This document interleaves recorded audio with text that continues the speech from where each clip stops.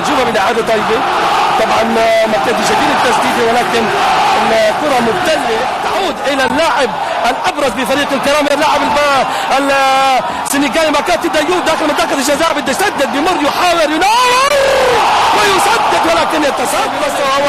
يعني عم يقطع شعره وتعود مجددا الى اللاعب المايسترو مكاتي والكره وتسديده الله تسديده جميله وايضا كادت ان تكون هدف. تسديده جميله من محمود مواس اللاعب الشاب شايفين بالاعاده ولكن داخل منطقه الجزاء وابعاد من دفاع الوصل من رامي جبلاوي تعود مجددا لفريق الكرامه داخل منطقه الجزاء وجول الله فرصه نصوح النجدلي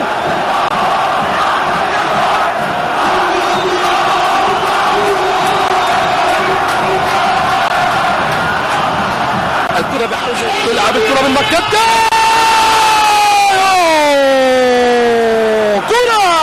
ولا اجمل ولا احلى من مكتي لكن الاجمل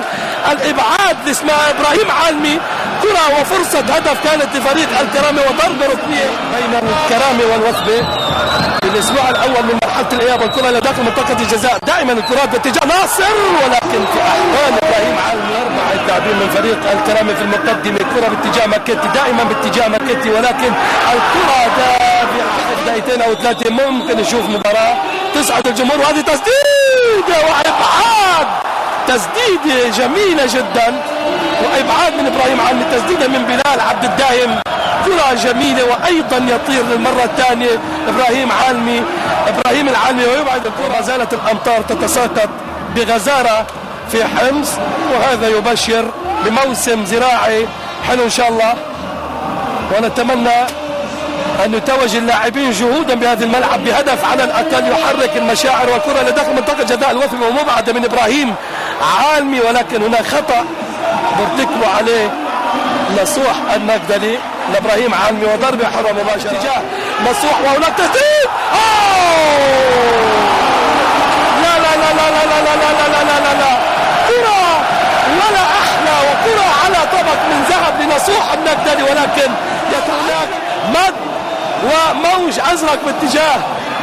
فريق الوثبه وهناك كره داخل منطقه الجزاء طبعا مد كرماوي واضح وهديه الكره على حدود الجزاء ومكتي يهيئ الى النصوح كره الى الامام داخل منطقه الجزاء ويتدخل ابراهيم عالمي قبل ان يسدد عبد الرزاق لحسين يسجل يملك امكانيات فنيه ومدنيه عاليه والكره الى داخل منطقه جزاء الوثبه كره خطره وابعاد من الدفاع ايضا فرصه هدف لفريق الكرامه وابعاد الى